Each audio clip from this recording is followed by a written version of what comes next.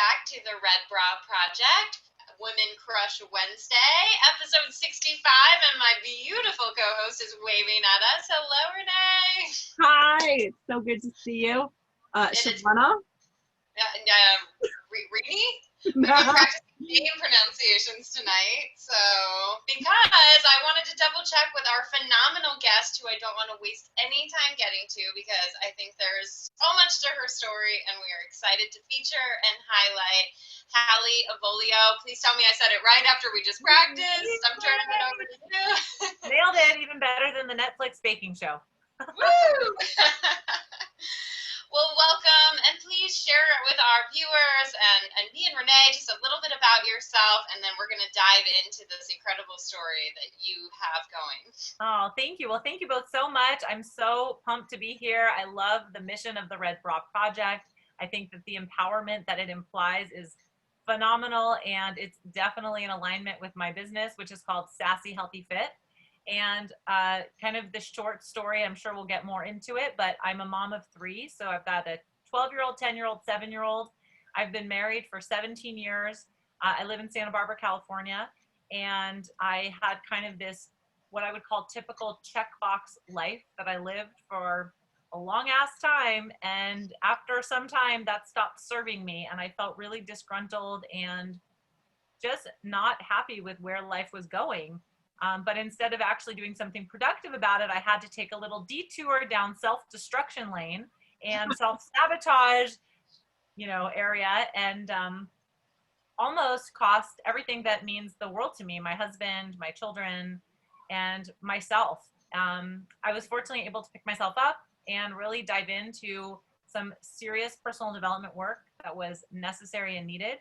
And in doing so and in sharing my story, I found that there were other women like me that were kind of like closet, I am not sure how to take care of myself and I look happy on the outside, but I'm dying on the inside.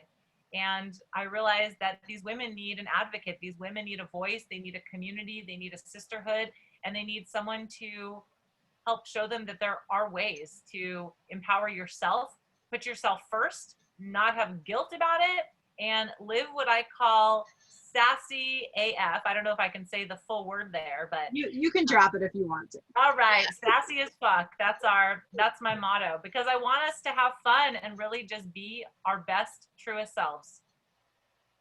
Oh, what an intro. What an opening. Can we just take a moment? Boom, mic drop. Yeah. And then I myself have been a tenant on self-sabotage lane, and I'm sure many of our viewers have too. So I think they're really going to take a lot from your story and how you've been able to pivot from that. So Thank you. I guess if you can take us back to the beginning of that, where maybe the pivotal moment happened, or how you even got to the pivoting point, I guess. Sure. Well, I like to tell the story that it all happened in a very small dressing room in a very tiny boutique with the most horrific lighting that made me want to kill myself. So I think we've all been there, right? We've all been there to that terrible lit dressing room. But that was really kind of like the pivot moment when I was like, I can't do this anymore, after an epic temper tantrum. So it was like terrible lighting, self-loathing, full on hating myself, epic temper tantrum, and then the light kind of started to shine. But how I got there was, like I said, kind of a checkbox life, meaning that, nothing really traumatic happened to me in my childhood. I had a really good upbringing. My parents are still married. I have a brother, like all was good. I went to college. I graduated in 4 years. I met my husband in college and we got married a couple years afterward. I started working for a corporate sales job 2 weeks after I graduated with my degree in communication studies. And, I was like happily climbing up the corporate ladder, and I saw myself as this, CEO, and at some point I'd have kids and somebody would magically watch them, and somehow that would all work out. I didn't know how. And, the first kind of pivot was when I was pregnant with my first son. And when he was born, while I was pregnant, I still assumed that he was going to be watched by this magical nanny or childcare or something. I had no clue. Like literally up until the day I gave birth, I really had no idea what was going to happen. Like after I had to go back to, from maternity leave. But what happened, the first pivot was I realized I don't want to go back to work. And that was a really weird thought because I'd always pictured myself as this full-time working woman.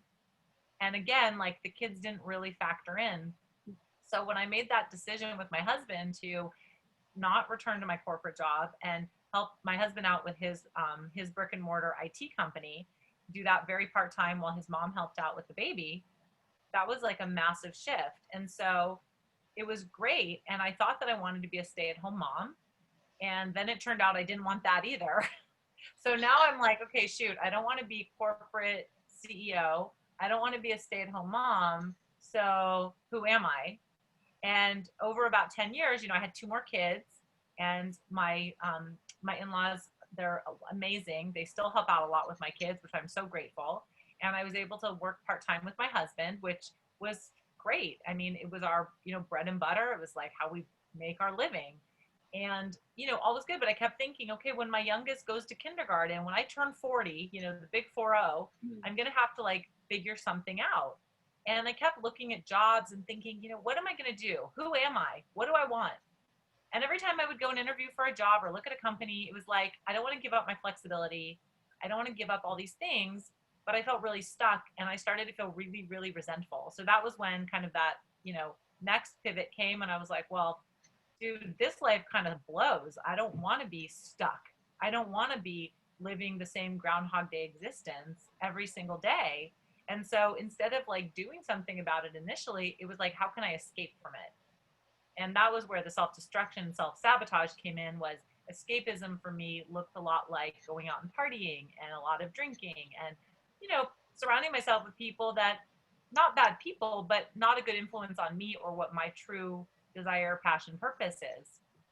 So I was just like, I have to get the hell out. But I didn't.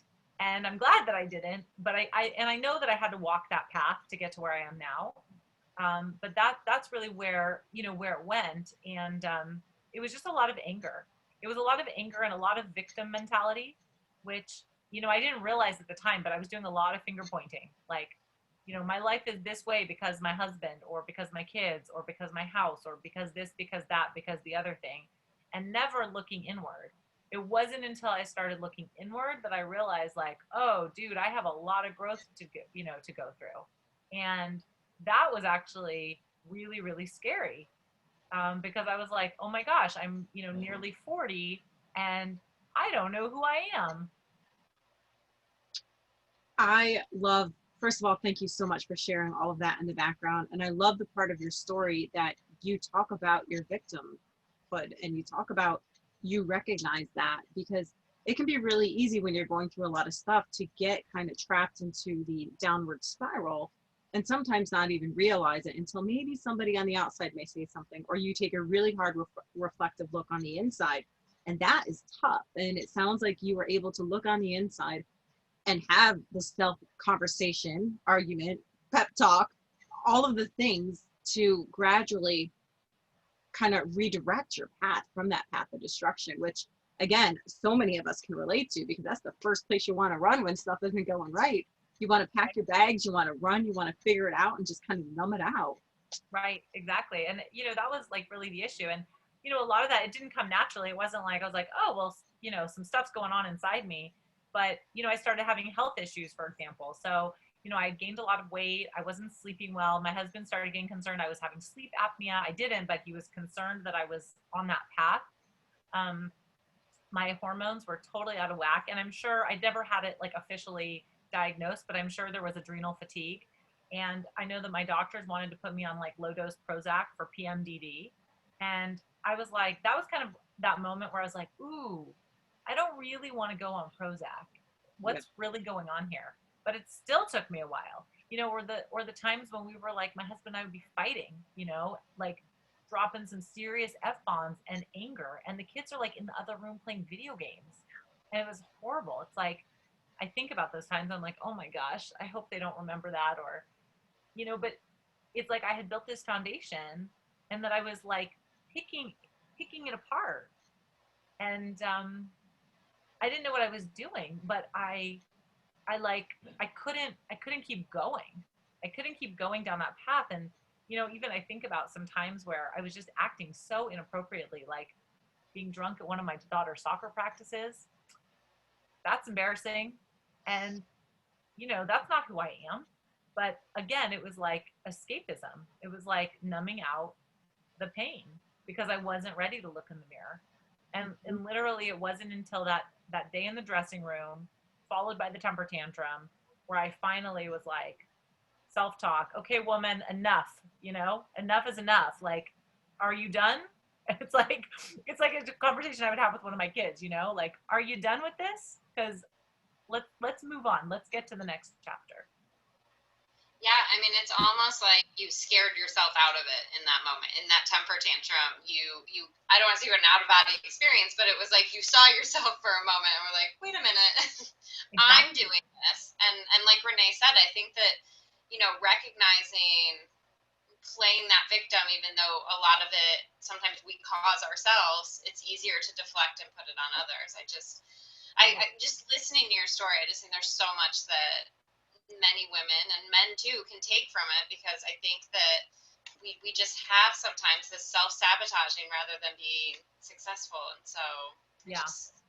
I think there's so much that you're bringing, and I'm just excited that your willingness to share it and just what you're doing with your platform in general. Thank you. Thank you. There's a lot of pain in there too, you know, when you are kind of going through that process, and it's hard to decipher between the two. And the crazy thing about life is we can be great for a certain phase for so many years, and then all of a sudden, you know, sometimes you're hit with snowballs, but then you learn these tools that you're helping to teach, that you taught yourself, and that you in turn you're teaching your whole community about, you know, not just self-love and self-care, but it's about identifying some of these things. It's about affirmations, it's about fitness, sex, life, you know, just everything. And so I feel like you kind of took all of the good stuff that you're like, yeah, give me all of it, and you've found a way to kind of disperse it and help women and men if they're tuning in, but to implement it in their lives, which is amazing, to help them feel sassy AF. So that's right. That's my mission. And I know that, you know, here's the thing I didn't know, but I know now, is it has to come from within.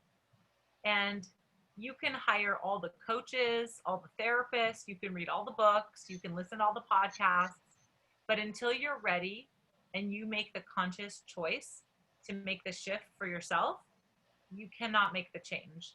And it has to come from within, and it has to come from a place of, I am radically accepting who I am, and I am going to give myself radical self-love and radical self-care. And even if you don't know what that looks like or what that means, the willingness to do it and to go there, that's the key. That's the key. I'm curious how now, because you do so much, and even on your website and stuff, you say, you know, you just do it all. Or I think it was in our pre-questionnaire, when people ask you how you do it, you say, I don't know, I just do it. So how do you not, you know, go back to that road of self-sabotage? What self-care do you have in place now so that you stay on this path? Well, you know, for me, one of the biggest tools that I learned is I have to have a morning routine. And I'm sure other people talk to you about this. I know it's probably one of the most common answers that, you know, big executives give, right? They say, like, what is the most important part of your day? My morning routine, right? And this is what I teach women, is it doesn't matter what your morning routine looks like. And mine is quite long. I usually take between 1 to 2 hours each morning for me. And, you know, I cherish that time, and I get up early to do so. And that might not work for everyone, and that's totally fine. But if you can set aside anywhere from, you know, really at least 10 minutes. I'd like to say 5, but let's call it 10, because 5 minutes, you're not going to get a whole heck of a lot out of that. You know, if you can set aside at least 10 minutes, call it 20 minutes, 30 minutes each morning, that is for you. And when I say for you, like, what does that mean? That might mean listening to a meditation. It might mean journaling. It might mean pulling affirmation cards. It might mean having like a dance party in your pajamas. It might mean having a naked dance party. I don't know. It might mean having sex, or, you know, with yourself or otherwise. I mean, it doesn't really matter. And it might look different every day. But the point is, you know, you have to go with what you're feeling. But the point is that you say, before I look at my phone, before I check my email, before I go tend to my kids, before I go tend to my husband, before I go do anything for anyone else, I am putting myself first. And when you do that, then you set yourself up for success in the day, because no matter what else happens in the day, at least you have given yourself that time to nourish and fill your cup, and then you can give outward to everyone else. So that's one of the biggest tools and shifts that I've implemented in my life, and it's allowed me to spend tons of time meditating, journaling, reading. I always read every morning, usually a nonfiction book, whether it's personal development, whether it's business, it depends. But even reading, 10 to 15 minutes every morning, it doesn't sound like a lot, but I've read so many books over the last few years from just reading in that 10 to 15 minute window. And it's hugely impactful. And I know I have friends and clients that have kind of followed this path, and they tell me, they're like, Hallie, I didn't even know that I needed this, but by doing this, I just feel so much more centered and aligned with my energy and my purpose every single day. So good. There's actually three huge things right there. One, I love that you say it doesn't matter what the routine is. If it changes every day, you do what feels right. And I absolutely believe with that, because for me personally, I'm kind of a multifaceted person where I'll get bored of things easily. So Sure. I've got to change up the routine. My routine is constant change. So why wouldn't my morning routine be constant change? Right. So go with what you feel. And then, your second point of doing what's right for you. It could be a dance party when you're naked. It could be having sex. It could be, doing your morning affirmations. It could be going for a jog. Totally. Do what's right for you. I love that. And that 10 minutes, that 5 to 10 minutes you talk about, and it's in a book that you have 10. Don't short yourself, Renee. 10 minutes. Yeah, 10 minutes at least. Right. Because the first 5 minutes you're kind of stumbling around at first. But they add up, like the compound effect, which is an incredible book. And that's my favorite. That was like my first book that got me kind of on my path. So it is so funny that you brought that up. And the reason why is I read that, I think it was in college. And I literally just found it again, reread it this summer and sent it to my brother. And I was like, I think you've read this before. But it doesn't matter when you read it. There's so many good pieces you can apply to your life at different times. yes, I agree. The other big piece for me is, both affirmations and gratitude. And, these are things that you can implement all day, every day. And I have affirmations everywhere. I have a deck of cards that I pull. I write them on Post-its. I put them on my mirrors in dry erase marker. And these are just like little triggers and reminders of that you are worthy, that you are enough, that you are a goddess, that you are awesome, that you are limitless. And I write these things always in the first person. And I say them to myself on the regular, because we need to remind ourselves. And, our brains are they're both simple and complex, but our brains believe what we train them to believe. And so by saying an affirmation and using that positive self-talk in the first person, we condition our brains, we rewire our brains to believe that to be true. And there's a lot of noise that we all hear externally, whether, even if you come from the best family and you never watch the news. Let's say you live in some weird vacuum where you have no outside exposure to, all that media. You're still going to have like stories that come down from just growing up and from wherever. So there's always going to be external noise. So you have to, take it by the horns and say, I'm worth it. And I'm going to do these things to put myself first. And then the gratitude piece, it just gives perspective. And when you can find gratitude every day in the little things, that is such an awesome way to just shift it and give yourself some perspective. So you're talk about a victim, the antithesis to a victim mindset is gratitude. And it doesn't take, that part you cut out. It was the antithesis to what? Oh, is gratitude, right? Because you can't be a victim if you're grateful. Right. So would you say for somebody that's really struggling with that self-love, that gratitude would be that first recommendation you would make for them? Or what is a small step that somebody can take when they're deep in the hollows of, I can't stand myself? Well, two things, definitely gratitude, and you can start really, really small. Somebody gave me this idea a while ago, and I really like it, is starting with your gratitude for your senses. So just, I'm grateful for my sight. I'm grateful that I can, feel the warm sun on my body. I'm grateful that I can touch, a cool ice cube to cool down. Whatever you can use as your senses, that's a great piece for gratitude. The other thing that I really encourage people to do is an I am affirmation list, and write down a list of all the things that you are. And even if you're in a place of not loving on yourself so much, you can come up with some things, and you can start really simple. I am a woman. I am a professional. I am a mother. And keep going, keep writing that list. And first of all, you're going to find that you are a lot of things. And that in and of itself is beautiful. And if you can pick out one or two that just really resonate and make you smile, whatever they are, any of the I ams, and say those words to yourself, it will start to imprint on your brain and make you feel so much stronger and feel the love. And if you're ready to amplify that, one practice I really like is called a 111 affirmation or a 111 mantra. So you pick one of those I am statements and you say it out loud 111 times. And there's a lot of magic and power in the number 111. Mm-hmm. But by saying it out loud 111 times, you both hear it and you speak it, and it activates all these parts of you, and something magical happens when you do that. So that's a really simple trick that I recommend for somebody that's just like, I just need to start somewhere. That's where you can start. I love I'm over here writing notes down too, everything Awesome. you say.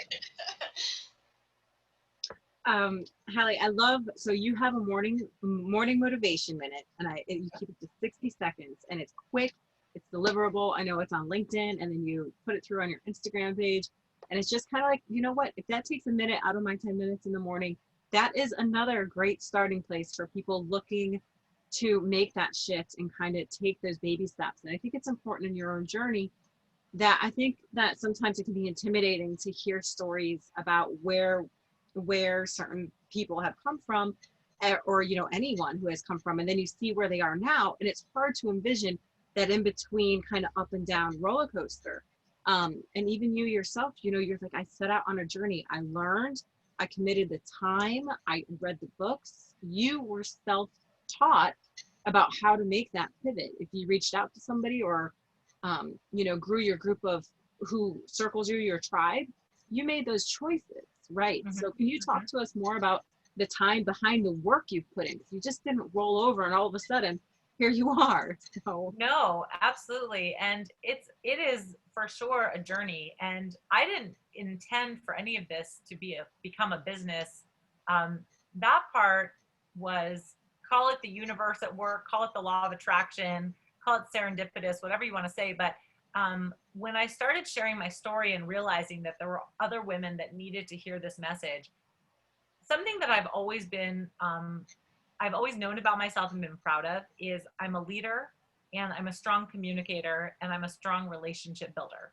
I've always known that about myself. I've been on many boards of directors. I've always been, the chairperson of a volunteer organization. I always take on these sorts of roles. So when I started realizing that I had this gift of leadership, as well as this audience that needed to hear this message, I realized that I had to somehow marry the two, but I didn't really know what it looked like. And, maybe as many entrepreneurs are, you just kind of throw things at the wall and see what sticks, right? Yeah. So it's been a lot of that. I started out thinking I would be a blogger, and I've written, I think, about 140 or 150 articles on my blog, and I'm really grateful for them. But it turns out that being a blogger full-time wasn't really my jam, even though I love writing. And then, I've tried a whole bunch of things, and it is a journey. And I still, I look at people, like Gabby Bernstein or Tony Robbins, or, these people are massive, right? They've got a massive audience and they're inspiring loads of people, but they didn't just start yesterday. You got to start somewhere. So, I remind myself that all the time. And what I find, just like with anything else in your personal life or your professional life, my mantra is keep it simple, sustainable, and fun. And that is the gold right there. So I don't care what you're doing, keep it simple, sustainable, and fun. And that's actually goes along with the morning motivation minute, which just came out of an inspiration idea I had about a year and a half ago. Was like, hey, what if I could just infuse everybody's day with a little bit of positivity to get them going on the right path each morning? And, I said, okay, I'm going to commit to this. And so it's 1 minute, like you said, Renee, Monday through Friday. And, it's simple. You just have to listen to it and absorb 1 minute of content. And then I usually make it fun. At least I think it's fun in my mind. So, I'm always trying to laugh and make it fun. And, and that's that. So I think, I can't remember the whole part of the question, but, the point is consistency and just really staying on that simple, sustainable, fun path. And also just knowing that it is a journey. There's not, one right path for any of us. We're all just kind of doing the best we can every day. So you shared a little bit at the beginning about that, you almost lost everything. You felt like you almost lost your family or your relationship. How did you, I guess, rebuild that? What were those conversations? Because there's the work on you, but then there's also those friendships. Because I think a lot of times when people go through this, there are other individuals that are affected and impacted by it. So sure. I guess I'm curious on that side of it too. Yeah. Well, the biggest relationship I had to rebuild was with my husband. And, he's my best friend. We've been together for almost 21 years. And there was a lot of rebuilding that had to happen. There was a lot of trust that I had broken. And there was a lot of communication that had been not so good. So it was a lot of work. And we still work at it every single day. But, we did therapy, and I had some, we did both couple therapy, individual therapy, and we just both made a commitment that we love each other and that we were willing to repair what we needed to repair in our relationship and to really be open and honest. That's one thing that I really value is communication. And it's about honesty. As with any relationship, I do believe that any relationship can be mended if both parties are willing to communicate and are both willing to listen. So that's really key. But I have had some friendships that along my journey, and whether it was from, my self-destructive behavior or even in this new version of me, this new version of me, not everyone gets. And I've had to kind of come to terms with okay, well, I'm not for everyone, and that's totally fine. When you realize that you're also not for everyone means your friends or people that you thought were your friends, that definitely stings a lot more. So, there's certain people that I've tried to repair relationships with and they weren't interested. And I've just had to say, okay, well, that's your choice and it's okay.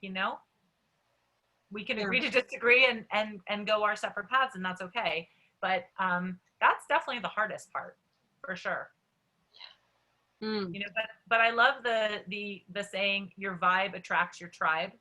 Yeah. And I really feel like for myself and for others as well, when you are living in your authentic person, you are going to attract the people that are meant to be with you. And maybe they're not the people you've been with historically. Maybe they're not your family or people that you thought were your dear friends. But when you are living in your authentic truth, then you will always be surrounded by people that love you and that care for you and that support you. And that's what's really important. Mm. Well, they say some friends are only there for a season. Yeah. Yeah. And that's, but that's hard, right? Oh yeah. That sucks. Yeah. Nobody likes that. I mean, it's we know all these things, right? But then when it happens, you're like, boo, I'm missing my friend, or I can't believe that happened, or what did I do, right? It's easy to go down that path. It's so easy. And especially when you are growing into a different version of yourself, like when you were done playing the victim and you were done, realizing I'm not happy. I love my husband. I want my children in my life. Like I want something different, but it doesn't look like this. While you're attracting your new tribe, you're shedding maybe some people that belong to your older tribe. And that, like you said, it's tough because you have those relationships, you have those memories, and not everyone's going to get you. Yeah.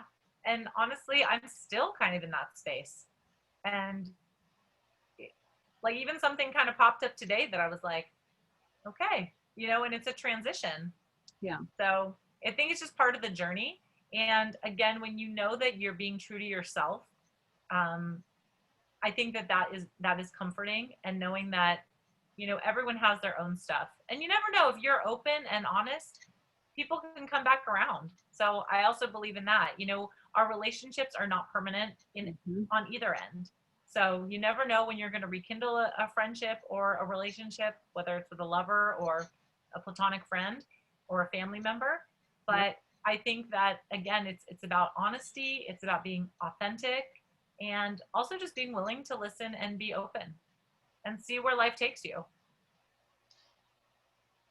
Is that something that you're instilling in your children now too? Really talking about relationships? I mean, we all say, if I could talk to my younger self. So Right. Is that something you're trying to teach them now?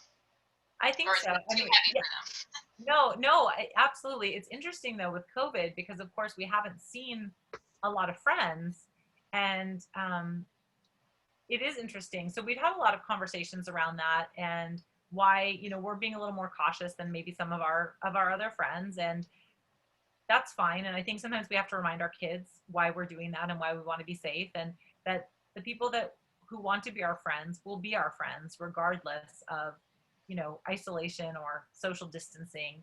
And we talk a lot in our family about love and honest communication, and, just being really open in who we are. So we do have a lot of kind of deep conversations around relationships and love and communication. And, it is my hope that I'm instilling these values in my children, that they, when they go out into the world on their own and they form these, adult relationships, that they feel confident in who they are, that they don't have to shift or change or, meld to be somebody they're not for somebody else. Yeah.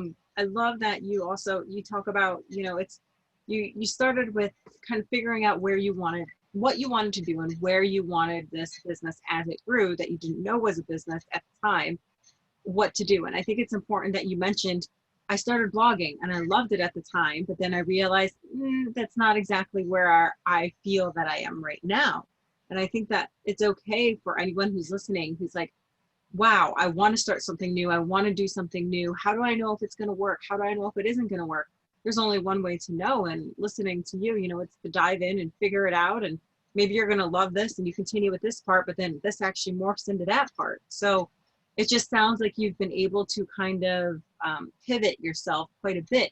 But who are your mentors, and how do you help to stay consistent with, the morning motivation? When you get up every day, that is a commitment. It's 60 seconds, but you're not exactly showing up in your pajamas. It takes a minute to brush your teeth and put on some lipstick, and not every morning you feel like doing that. So how do you do that? I think that's just because I'm so passionate about what I do, that definitely is a driver, and that is a motivator for sure. And yes, there are days when I don't want to do it. And I've given myself an out, if I truly don't have it in my heart, then I won't do it, because I'm not going to show up inauthentically. Yes. That's the right yes. I love it.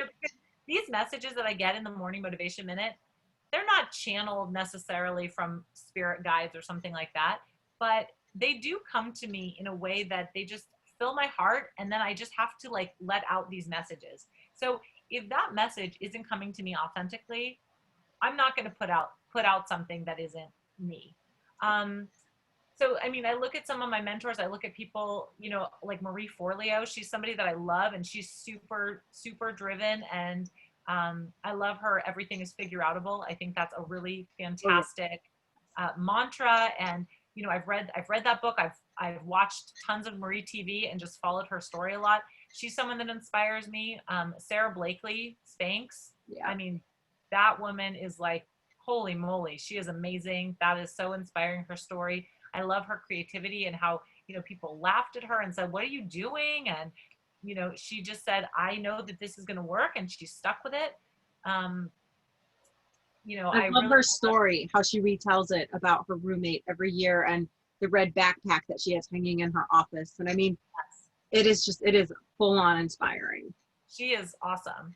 Yeah, I love hearing these stories of people that you just can't give up. If you have it in your heart, you just can't give up. And the other one that I always love is Jen Sincero, You Are a Badass, which is just one of my very favorite books. And I love her message. At the end of the day, love yourself.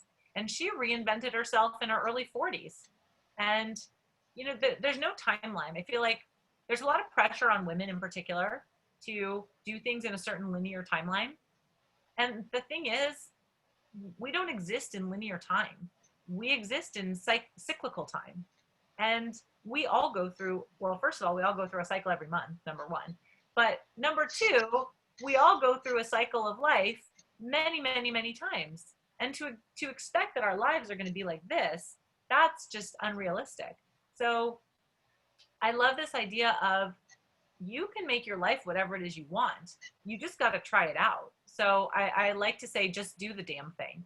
What's holding you back? Do you have limiting beliefs that you're not good enough? Well, what do you need to do to get over that? Because you are enough and you are limitless, and you can do, anything that you desire, but you have to at least give it a try. And if you fail, well, it's not really a failure. It's just a learning opportunity, right? So that's how I see it. It's like I always say, and I'll teach this to my kids all the time. I say to them, what's the worst case scenario, right? And for most things, the worst case scenario is not truly that bad, right? Because I think for any of us, a true worst case scenario would be death, right? And Yep. most things, worst case scenario of failure is not resulting in death. We're not dueling or having like a sword fight or something. So, that's not really on the table. And so if you think about it in that perspective, then it's just a lot easier to say, well, I'm going to try this. I'm scared. And also I'm exhilarated, because who knows? What if this succeeds? What if this is the most awesome thing ever, but I never give myself a chance, and I'm really going to regret it? So I actually host a women's circle, and it's called I Am Limitless for this very reason. Awesome. Because I want women to know you are limitless. You can do anything that you desire, whether it's as an entrepreneur, whether it's as a mother, whether it's as, a professional working for any organization, whether it's a volunteer, whatever it is. You have the opportunity. You just have to believe in yourself and make the choice to do it. We always ask, how do you push through fear? And you just answered it without us even needing to ask you. As long as we know we're not a gladiator fighting in the Coliseum, death is probably not on the other side of it. And Right. Well, and I love the quote, everything you want is on the other side of fear. Yep. And it's so true. And, the thing about fear, right, is that it shows up as a protective measure. That's our, monkey mind saying, whoa, stress. Hello, red light, do we need to run away? Do we need to freeze? Like, what's happening here? What do we need to do? And usually the fear is not really that scary. It's just that we build it up in our minds. But when you start to break it down and you simplify it, then you're like, oh yeah, it's not actually that scary. And I absolutely love doing that exercise with anybody who wants to do it, because I guarantee you we can break down your fear pretty quick and diminish its power really, really quickly. And then you're like, oh yeah, I got this. I'm a badass. I know what I'm doing. That fear, it's just showing up to remind me of what a badass I am. That's right. And between the fear and kind of that, the drunk whatever, one of our guests calls it a drunk monkey, where it starts talking. It's like with a tambourine, and it goes across in your head, and like literally she's like, you just gotta shut it down. And that's all it is. Like that drunk monkey starts pacing anytime you start to get excited about doing something new or pushes you out your comfort zone or whatever. And she's like, you gotta get it to be quiet. And I love hearing you say that. Yeah. I just picture that little whammy on Press Your Luck whenever we're talking about the drunk monkey. No whammy, boom.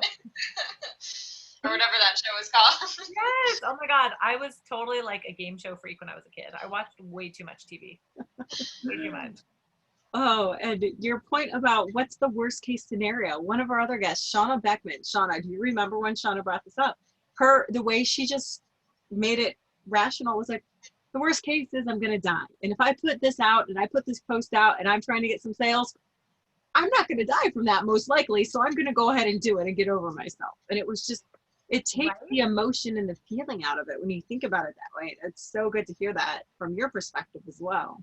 Well, and my background's in sales professionally, so I can 100% relate to that. And man, I used to like literally like knock on doors. Like in my early 20s, I was like knocking on doors, walking into offices boldly, you know, professional like CPAs, attorneys, and, you know, entertainment executives. Like, who was I to do that? And I'm like, hello, I'm here to, you know, have a sales appointment. And, you know, I mean, I got yelled at a few times. I got escorted out a couple of times.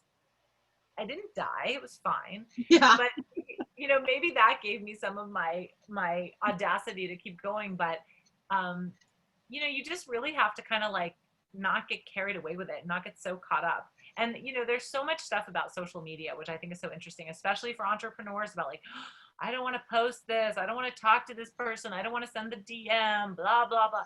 Like, let's just stop for a minute and get over ourselves. Like, as far as I know, we are all humans. So I don't care how much money you make or he makes or she makes, or how popular or how many followers or how many likes or comments they have on their posts. We're still all humans on an even playing field, and let's just be respectful and, you know, interact as humans, and that's it. So yeah, that's my take on it. I don't know about you, Renee. I feel like we could talk to Hallie all night. Like, this is just amazing, and just I think there's so much to pull from it. And you know, you've talked a lot about being authentic, and I just think that because you are, you're so relatable. And Thank you. I'm curious. Something that we ask all of our guests. The Red Bra was founded really on Renee and I having a conversation about a big event, and that we should wear a red bra because that would make us be confident. But so, you know, that's what it symbolizes to us, whether you can see it under your clothes or you wear it outside while you're dancing naked, you got that red bra on. Can you talk to us about a moment where you had that confidence in you to just be bold like the red bra? You know what I'm going to go with? What's coming to this is like top of mind is the very first time I did a public speaking event with this business, Sassy Healthy Fit. And I remember I've always been good speaking. I've always been good, you know, in front of a crowd. But for some reason, this was getting me all bent and all nervous. And I'd been preparing for weeks, and I'd written multiple versions of the speech, and I'd practiced in front of my video camera, you know, my phone. And I mean, I was like stressing out about it. And it was the day before the talk, and I was watching the other speakers. And there was this one girl that went up, and she was just so cool, calm, collected, and fun. And I was like, why am I stressing out? I just need to be myself. And I had a heart to heart with myself, and I said, I know my story. I don't need to worry about the exact words. I just need to show up telling my story with my red bra on and just be sassy AF. Mm-hmm. And I did, and it was so fun. I ditched the flashcards. I don't even think I said anything that I had written on any of the versions of any speech that I had practiced, but it came from my heart, and I just felt so freaking awesome when that was done. Like, I am in my place. Like, this is where I'm meant to be. So for all that time when I questioned, who am I and what is my purpose, I finally felt like this is who I am and this is my purpose. So that's it. We need to get some confetti to throw up. I'm just saying. We gotta start throwing up confetti. Yes, use the poppers. Yes. Oh my God. Start doing that virtually for him. Just have it like. Oh my God, that's so fun. I want to do that too. I'm gonna have confetti from now on. Just throw it around. I should go to the end of a morning motivation minute. How fun would that be? Just like, so fun. Or silly string. Yay!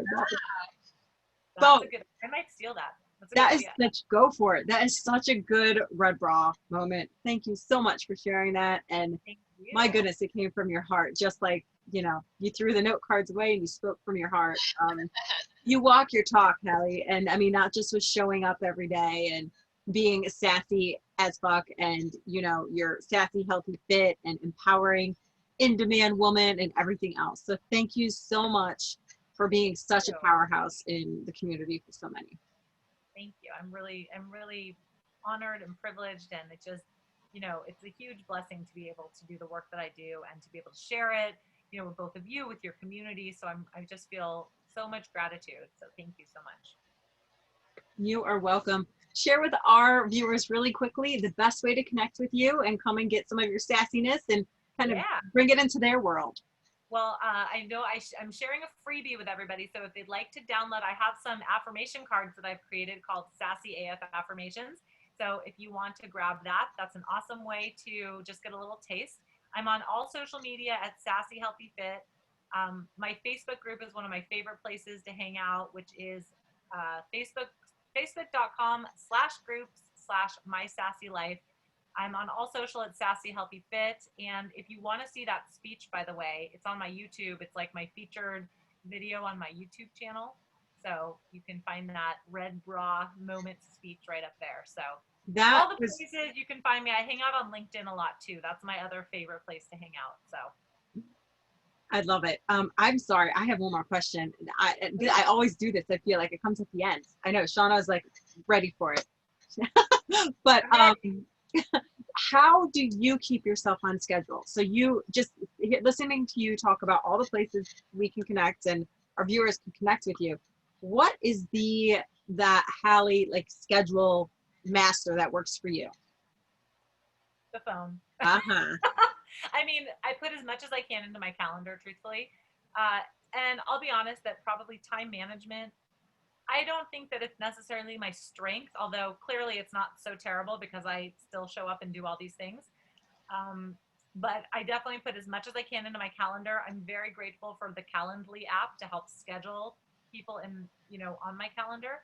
I do to-do lists and I do handwrite, like in a spiral notebook when I talk to people. And so I try to like download as much from my brain so that I don't just keep it here, because that's where it gets all like lost in drunk monkey situation. So true. Good stuff. Okay, awesome. So we close out every one of our shows. We'll make sure to link all of that too for all of our viewers. Thank you so much for the downloadable link to the affirmations. That's going to be so awesome. So we'll put it in our link tree for anybody who's catching the replay. It will also be linked in Hallie's blog post. So just go to theredbraproject.com. You can look for episode number 65, look for her beautiful picture, scroll down, we'll put all the links there too. So you're good to go. And the quote that we close out, that we chose for you was, you can only control two things in your life, your attitude and your actions. Darren Hardy. So from the author of The Compound Effect, but I think you are a prime example of the two things that you actually can control in your life. And girl, you've done incredible. Thank you. Thank you so much. I'm so grateful for both of you. This is awesome. I love the work that you do. It's amazing how you are empowering women, and just everything that you stand for really lights me up, and I'm so grateful to be here. So thank you. And thank you for that beautiful quote. It means a lot to me. You're welcome. Thank you guys so much for joining us. Make sure to hit the bell wherever it is to subscribe to the Red Bra Project YouTube channel. That's right. And head on over to our friend Hallie's channel and subscribe to the Sassy AF TV. Is that right? On YouTube? Right. Awesome. We'll pop that link in there too if we can. Come on over to the Red Bra Project on Instagram, and then you can check out everything else on the redbraproject.com. So that's where we hang out. So thanks everybody for taking the time to listen into Hallie's story. If it resonated with you and you thought of somebody else you should share with, please do, because sharing these stories makes it such an incredible place out there, and we help one another. So thank you for being here. We appreciate you. Bye-bye.